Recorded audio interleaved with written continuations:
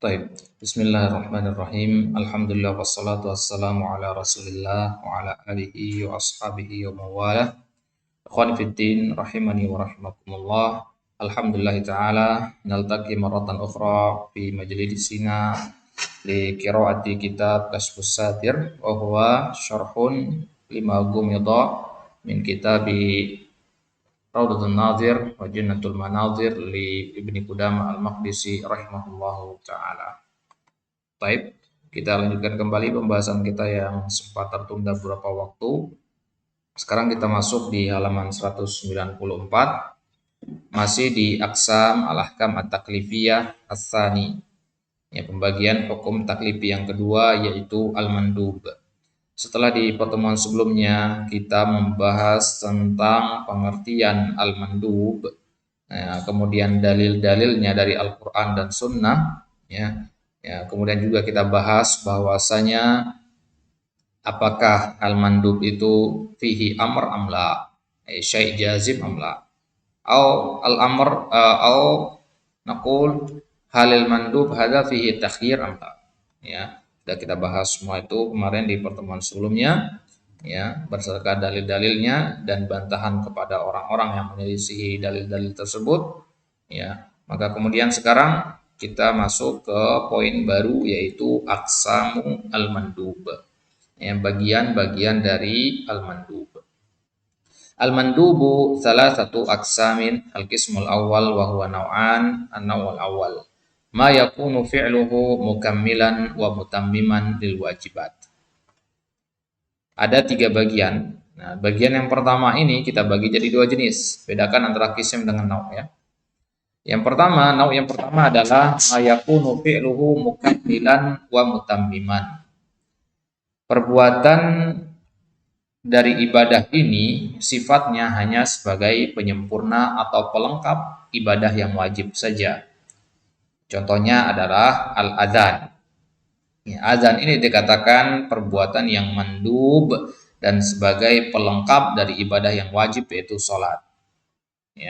Wa ada'us salatil mafruḍah fi jama'. Dan azan ini maksudnya dalam konteks salat wajib yang ditunaikan secara berjamaah.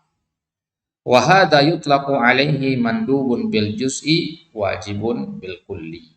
Azan ini, perbuatan yang semisal seperti azan ini disebutnya perbuatan mandub bil juz.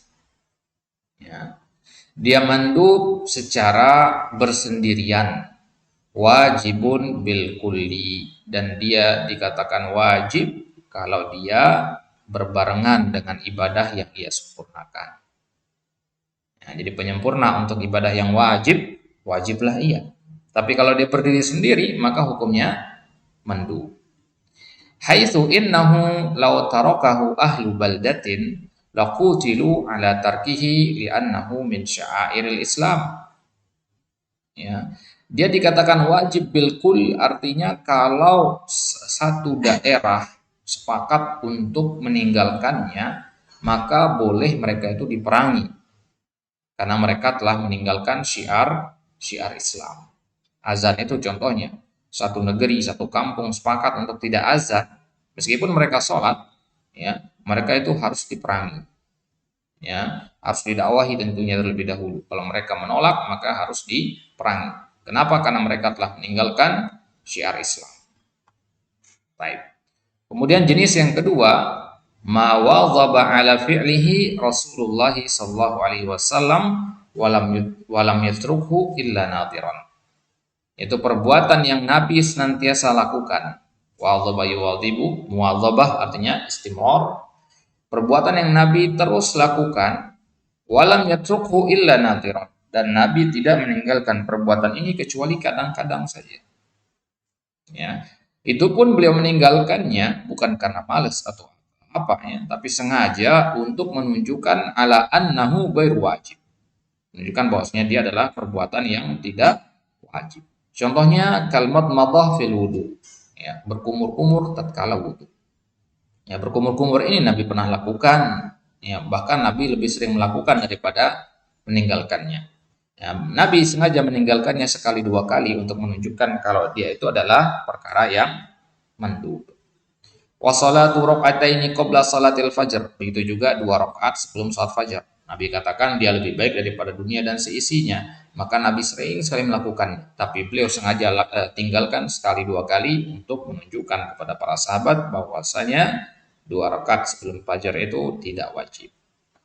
Wa arba'un awisnataini qabla dhuhri wasnataini ba'daha. Begitu juga dengan 4 rakaat atau 2 rakaat sebelum zuhur dan 2 rakaat setelah zuhur. 4 rakaat sebelum zuhur ini kata Nabi, keutamaannya adalah Allah akan bangunkan bagi dia rumah di surga. Atau 2 rakaat sebelum zuhur dan 2 rakaat setelahnya. Ini Nabi kadang lakukan, kadang tinggalkan. Wa rakaataini ba'dal maghribi wa ba'dal isya. Nabi juga lebih sering melakukan daripada meninggalkan 2 rakaat setelah salat maghrib dan 2 rakaat setelah salat isya. Wahiyas sunanur rawatib. Inilah yang disebut dengan nama sunan rawatib. Rawatib itu artinya berulang-ulang, senantiasa Nabi lakukan, berketerusan. Maka dia dinamakan sunan ar-rawatib. Baik, berarti an-naw' as-sani ini adalah sunan ar-rawatib.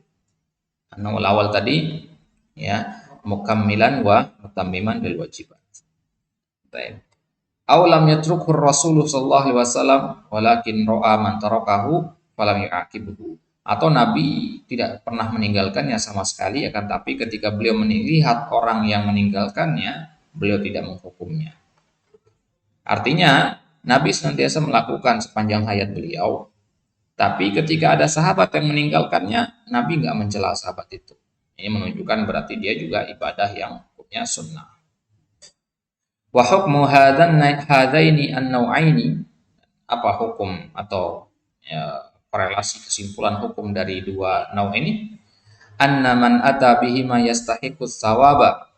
Barang siapa yang melakukan keduanya, yaitu sunnah yang sifatnya mukammil dan sunnah yang rawatib, barang siapa melakukan kedua jenis ini, yastahiqus sawaba, maka ia berhak mendapatkan pahala. Wa man tarakahu ma la yastahiqul iqaba. Barang siapa meninggalkan kedua jenis ini, ia tidak berhak untuk tidak pantas untuk dihukum.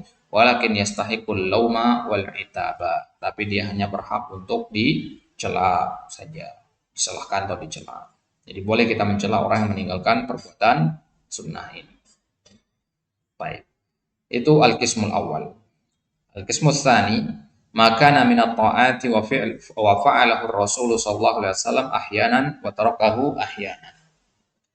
Yaitu perbuatan yang merupakan bagian dari ketaatan dan Nabi kadang melakukan, kadang meninggalkannya.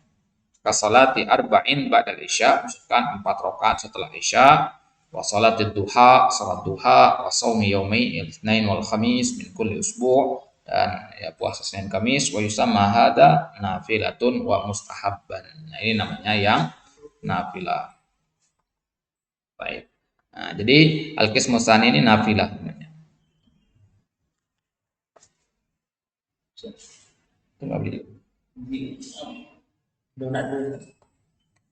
Wa hukmuhu at-thawabu ala fi'lihi wa adamul iqabi awil itabi ala tarkihi. Nah, perbuatan yang seperti ini, al-qismu tsani ini, yang Nabi kadang lakukan, kadang tinggalkan, ini sebutnya ibadah yang nafilah atau mustahab. Hukumnya adalah as-sawabu ala fi'lihi wa adamul iqabi awil itabi ala tarkihi wa hadha wa ma sabaqahu yusamma sunanul huda. Nah, inilah yang disebut juga dengan nama lain sunanul huda. Kalau dengar nanti wa hadha min sunanil huda, ini berarti maksud dari perbuatan nafilah atau mustahab. Baik. Berarti bagian yang pertama dan bagian yang kedua ini maksudnya ya. Bagian pertama dan bagian kedua ini dua-duanya dinamakan sunanul huda. Bagian yang pertama apa tadi? Mukammilan lil wajibat dan ar-rawatib. Kemudian bagian yang kedua nafilah. Kedua-duanya ini disebutnya sunanul huda. Baik. Berarti al-qismul awal dan al-qismul tsani ini hukumnya sama berarti. Al-qismul awal sama al-qismul tsani ini hukumnya sama.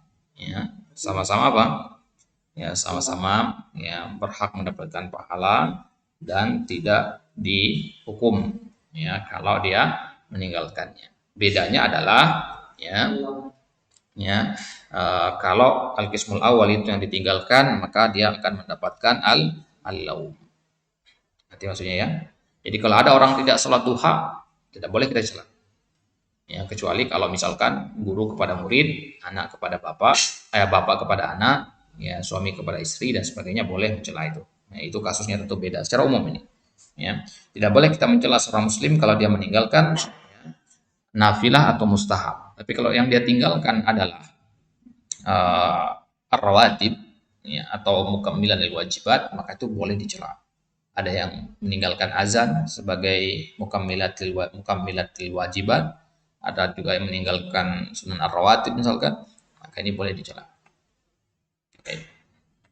Ya, jadi sunan ar-rawatib itu yang mana saja sunan ar-rawatib itu ya nggak masuk semua jenis sholat sunnah ba'diyah qobliyah itu ya.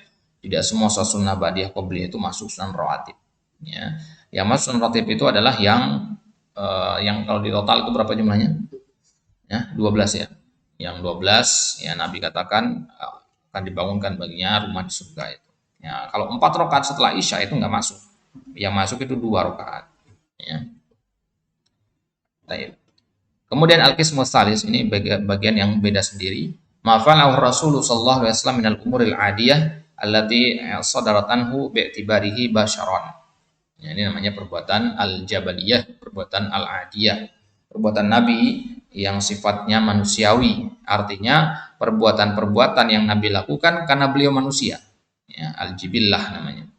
Wa fa'alaha bil jibillah wal adah. Nabi lakukan ya karena itu merupakan perbuatan yang dilakukan manusia biasa. Nabi adalah manusia. Ya. Baik. Wa hadhihi tusamma sunanuz zawaid. Ini namanya sunanuz zawaid. Ini bedanya dengan sunanul huda ya. Sunanul huda itu harus dilakukan, artinya perintah untuk melakukannya lebih tinggi daripada sunanuz zawaid. Sesuai dengan namanya, zawaid itu tambahan. Contohnya misalkan kaifiyati masyihi sallallahu alaihi wasallam. Cara jalannya Nabi. Kita jalan tuh boleh bebas gimana saja. Yang penting jangan la tamshi fil ardi maroha itu ya. Jangan congkak dalam berjalan di muka bumi. Jadi selama tidak melakukan cara jalan yang haram, maka sah-sah saja. Ya, akan tetapi lebih utama kalau kita meniru cara jalannya Nabi. Ya, cara jalannya Nabi itu cepat, ya, tapi tidak yang sampai berlari. Nabi itu tidak jalan pelan. Nabi itu jalannya cepat. Ya, kemudian Nabi itu badannya tetap tegap meskipun sedang menanjak atau menurun. Nah, kalau orang kan biasanya condong ya, agak membungkuk gitu. Kalau Nabi tidak. Wa nau'a libasihi, jenis baju yang beliau pakai. Nabi suka itu pakai rida, misalkan selendang, ya, tambahan dari jubah itu maksudnya, ya. Boleh-boleh saja kita pakai, boleh-boleh saja tidak. Tapi kalau kita pakai itu dengan niat mencontoh Nabi, maka dapat pahala karena kita telah menerapkan sunan az-zawaid. Wa ta'amihi, atau kita makan makanan yang dimakan oleh Nabi. Kita di Indonesia nyari kurma mungkin agak susah daripada nyari beras ya. Maka kemudian kita sengaja nyari kurma untuk dimakan agar mencontoh Nabi. Nah, ini mendapatkan pahala. Baik. Jadi kalau kita beli kurma nanti jangan lupa niatkan untuk mencontoh makanan Nabi sehingga ya apa yang kita makan itu bernilai pahala, tidak sia-sia. Wahai atikalamihi wa rukubihi wa nuzulihi ila akhir. Itu juga bagaimana cara beliau ketika berbicara, ketika beliau berkendara atau ketika beliau turun dari kendaraan atau mampir. Nuzul itu maksudnya turun dari kendaraan dan singgah. Ya, singgah di suatu tempat. Artinya beliau tidak sedang safar. Wa hukmu hadzal nau', apa hukum dari bagian yang ketiga ini atau sunan az-zawaid ini? Man fa'alahu muridal iqtida'a bir rasul sallallahu alaihi wasallam utiba ala dzalik. Ya, ini pentingnya niat di sini. Kalau kita lakukan, kita niatkan untuk iqtida' bir rasul, untuk ittiba nabi, ya maka kita dapat pahala. Wa illa lam yu'aqab au yu'adab ala tark wa la yu'addu musian. Tapi kalau tidak dilakukan, ya maka tidak boleh dia dihukumi berdosa, tidak boleh dicela karena meninggalkannya dan tidak dianggap bersalah. La yu'addu musian, dan tidak dianggap telah melakukan perbuatan yang keliru. Baik. Nah, itu dia akhir dari pembahasan al-mandub. Nah, Itu dia al-qismu ats-tsani. Berarti yang pertama sudah kita ambil yaitu al-wajib, ya. Apa makna al-wajib, pembagiannya, kemudian apa perbedaannya dengan al-fard, ya sudah kita bahas itu. Ya sudah kita bahas juga perbedaan perselisihan ulama-ulama Hanafi dengan jumhur di situ. Ya saling bantah antara mereka. Ya. Kemudian barusan itu sudah kita bahas tentang al-mandub, ya, bagian yang keduanya. Ya, al-mandub itu apakah amr apalah, ya apakah dia ya, seperti yang wajib apa tidak. Baik. Maka insyaallah taala di kesempatan selanjutnya kita akan masuk ke al-qismus salis, yaitu al-mubah atau kadang disebut dengan al-halal. Baik. Allah taala alam. Sallallahu ala nabiyina Muhammad wa ala alihi wa sahbihi wasallam wa akhiru da'wana alhamdulillah.